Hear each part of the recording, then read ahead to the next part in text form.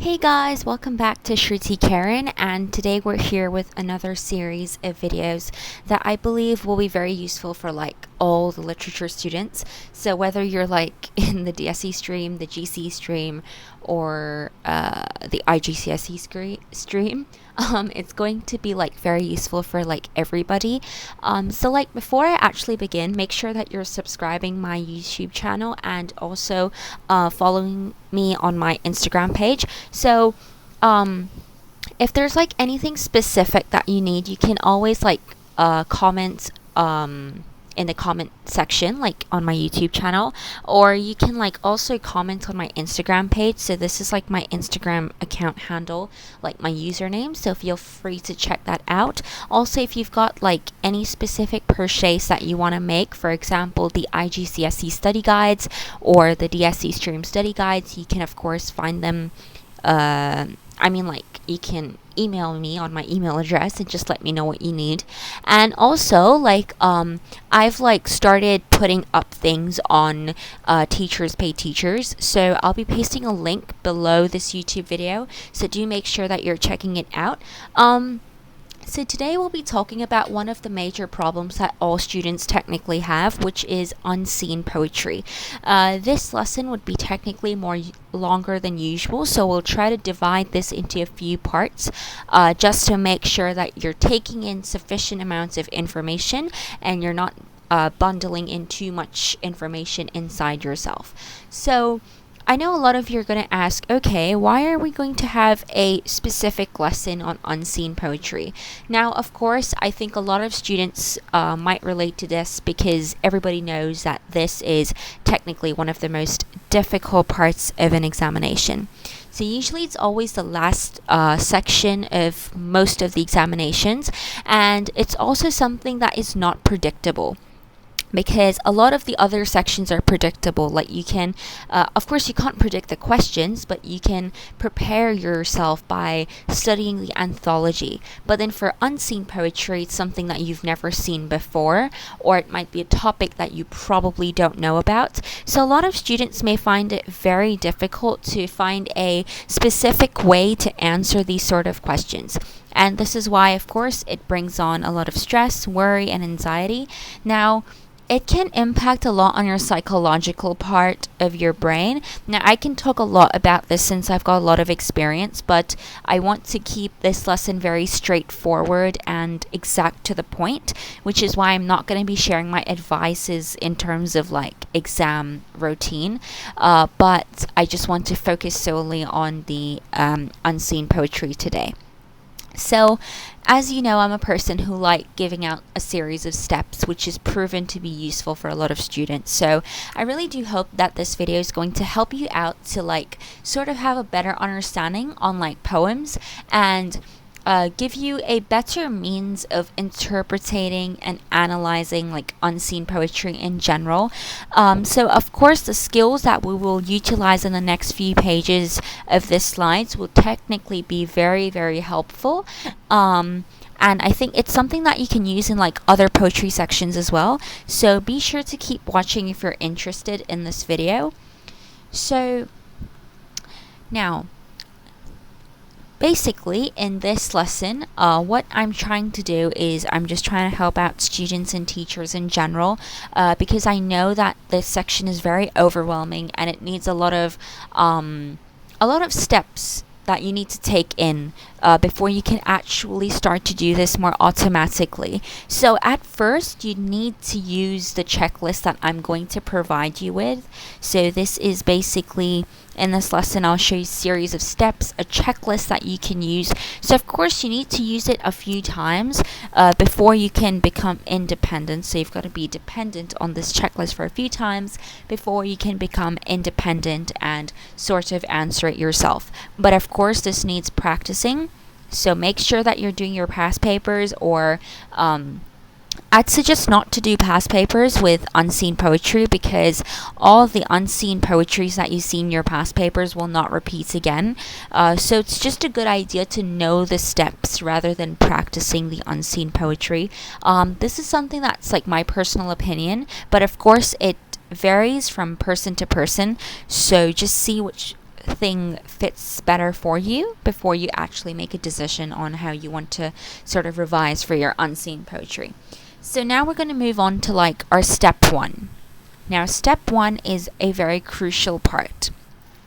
So step 1 is always to read the poem and make notes to support your understanding. And in this step 1, you'd have like a series of things that you've got to do in order to further accomplish your step 1.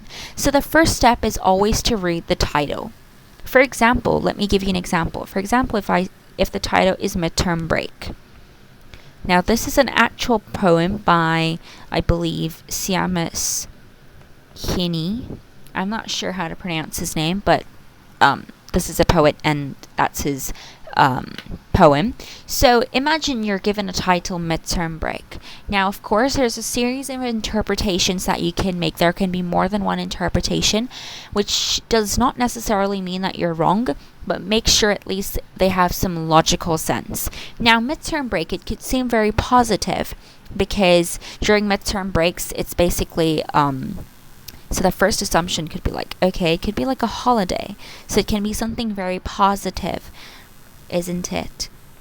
Right? So it could be like related to your friends. It could be related to your family, etc. and etc. However, at the same time, now, of course, as I said, this comes with practice, but did you notice the word break here? Have you guys realized this? So pause for 5 seconds for this video and try to think, what does break mean?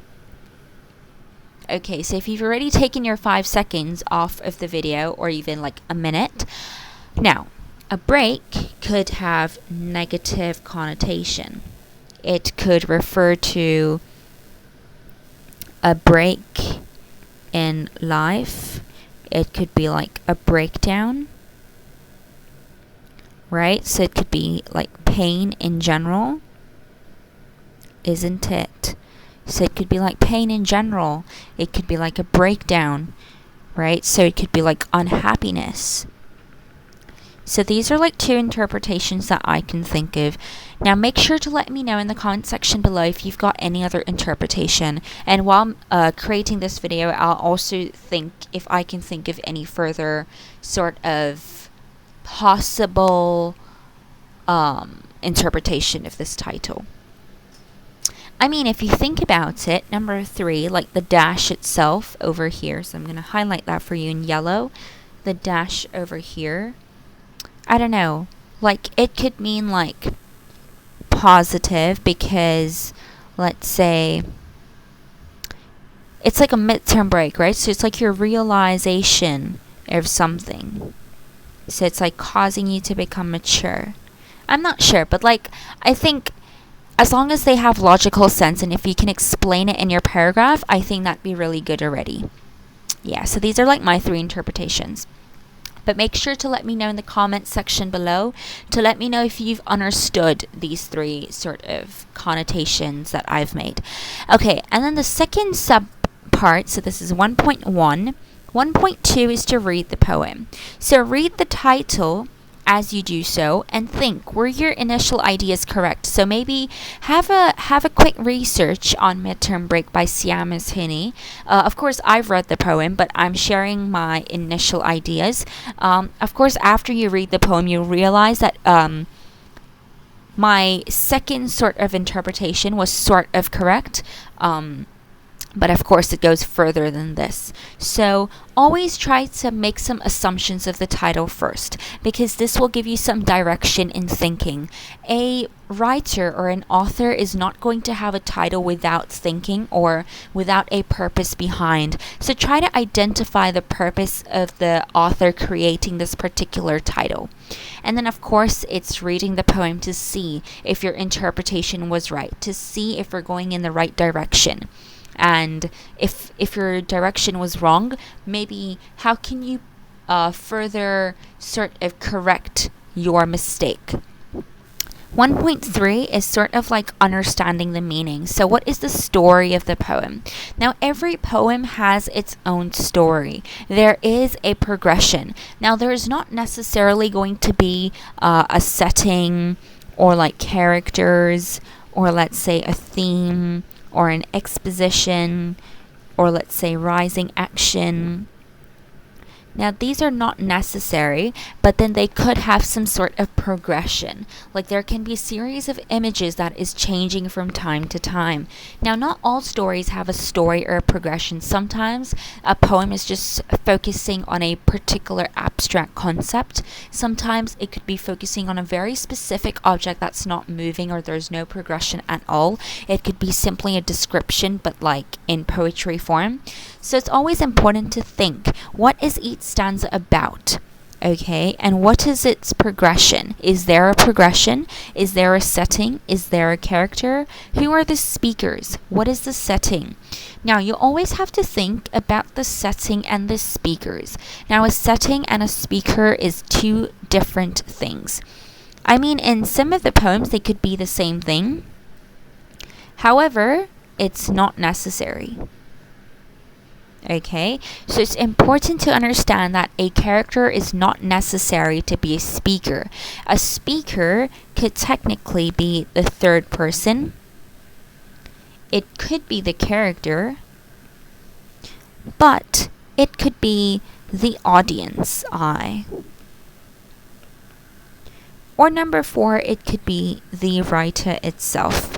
And I think this is the most important part that I want all of you who are watching this to realize. How do you realize if a writer is a speaker? How do we know this? This is the reason why you have to read the writer's sort of background. You need to understand to see if the writer's background has some sort of connection with the poem they've written. Is there any kind of connection between the two? If there is a connection, that generally means that there is a possibility of the author trying to be a speaker. So this is the place where you will try to sort of understand who the speaker actually is. 1.4 is the idea of the theme. A theme is generally a bigger sort of idea. It could be like a bigger picture behind a poem. Now, usually the theme can be contributed in the poem through a series of ways. For example, it could be the setting, the character's mindset, the thoughts, the feelings, the poetic techniques, the form of the poem. Themes could vary from time to time. It could relate to death, it could relate to love, relationships, nature, romanticism. It can refer to animals, zoomorphism. Personifications are like some of the techniques that can relate to the theme. So it's important to understand what is the theme of the poem. And continuing on 1.5, as I've said, relationships. You need to think, what is the relationships between the different elements of the poem? So I'd usually suggest students to read the poem the first time, and after you've sort of read the poem like 1 to 2 times, start to skim through the entire poem.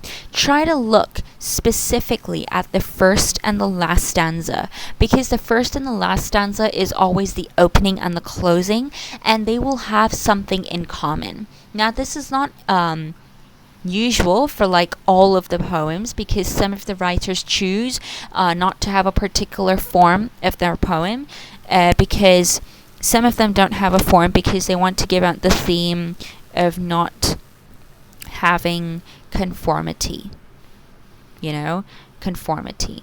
So that's why they'll choose not to have a form. If you see that sort of makes sense. Always think about the structure, the language, the style, the tone, the message, the changes, and also the development. Now, development could refer to the characters in the poem. It could refer to the speaker. It could refer to like the theme in general, and try to see if there's any sort of circular structure. Is there some sort of like repetition, epizixas? Try to think of the relationships. What does the relationship tell you? Does it sort of convey a specific theme? Now, that's very important to understand. Lastly, in step 1, this is also part of step 1, but a sub-step, is again to think of the characters and the speakers. Now, as I've mentioned previously in this slide over here, it's very important to see the difference between a setting and a character, because these are very two different things, and if a student is not able to distinguish between the two, that could be a very big hassle. So do make sure you're seeing the differences between the two. Think, whose voice are we hearing? Is the characters the speakers, or is the characters not the speakers? Is the speaker a third person? Is it a writer? Is it the character in the poem? Is it the audience eyes? Right? Or is it just like public in general? Now, public in general is generally very similar to actually public's eye. Think about, now again, as I've said, a writer, you need to think if the writer's background is related to the poem. This will make you understand if the writer is the speaker itself. And also try to think, what do we understand about the persona? Think about the language used. Is the persona old? Is the persona young? And depending on the age of the speaker created by the language, we'll sort of understand in which era was this poem written in. What is the mindset of the writer? Now, although this seem very subtle things, these are very important, and do not be overwhelmed by this list, because it comes with time, I would say, not with practice, but with time. So as you see more poetry, as you sort of assimilate the message behind, you'll gradually understand. So there's nothing to worry about. You've already made your first step by watching this video. Just take a few more steps by watching the other videos and taking a little bit more tiny steps to read more poetry, and I'm sure you'll get the gist of it. If you don't by any chance, but you should be, don't worry, you will. There is no chance you won't. But by any chance, if you've got questions, of course you can comment on the comment box below.